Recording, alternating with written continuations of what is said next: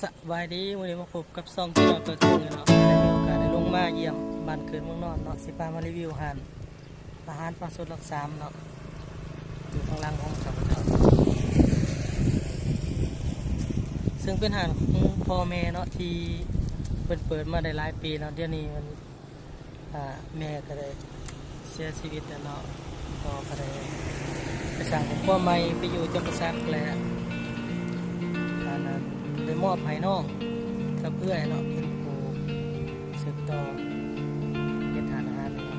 เอาครับสิพาไปเบิ่งกันเลยเนาะ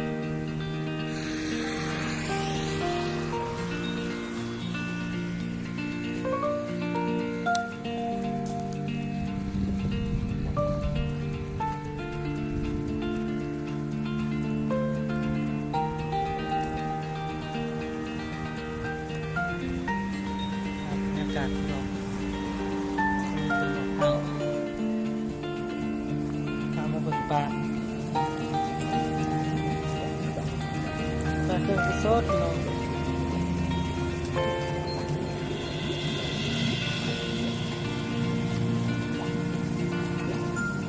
ไปเฮ็ดได้หลายเมนูเนาะจะเป็นก้อยลาบจุ่มด่านก็ได้ตามบรรยากาศอาหารปลาสดหลักสามเนาะอยู่บ้านน้องโค้งเมืองวาปีแขวงสารวัตรทำไมกันไปกันบ้างเนาะเขาทั้งนักพงหลักไปใส่สารวัตรเนาะซึ่งเมืองวาปีกับสีอยู่ระหว่างกลางนักพงหาสารวัตรเนาะเขาจากนักพงมาประมาณ30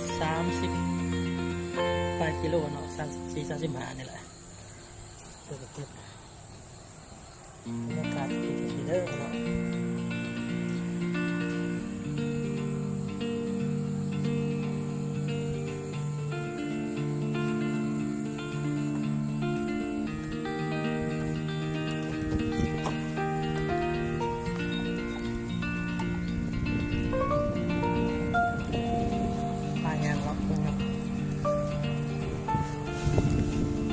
เจ้ามีแผนอยากพัฒนา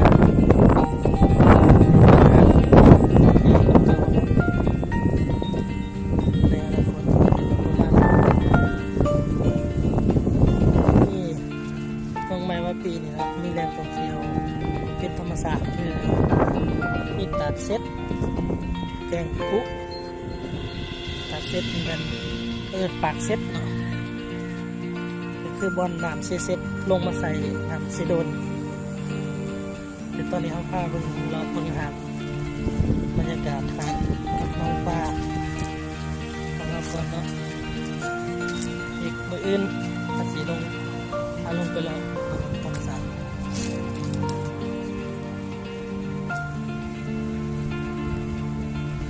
แต่เก่าที่เป็นทงหน้าเด้อพี่น้อง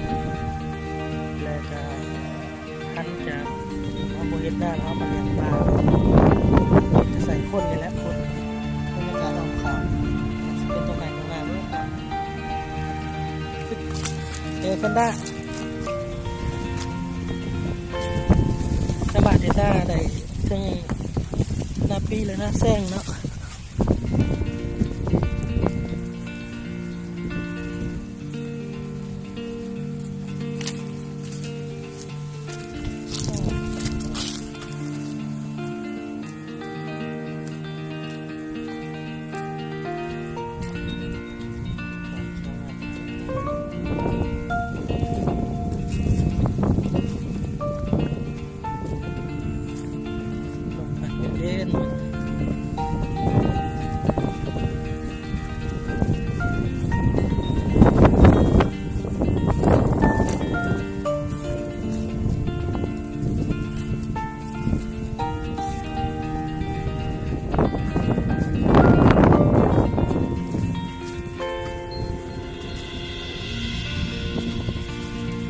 ทางเป็นยังไงนะ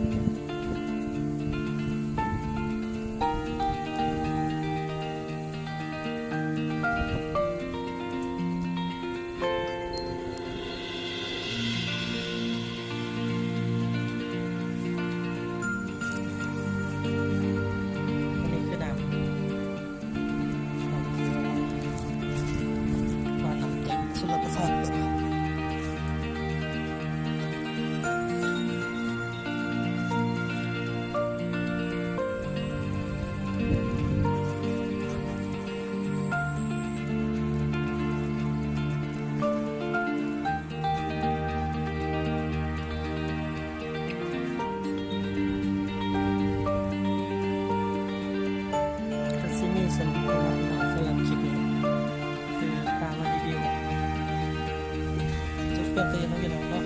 ครับก็ได้ตายไปใจมาเขามาทางนับปงสิบห้าสารวันครับมาแวะกินข้าวเที่ยงข้าวแรงได้เนาะใจ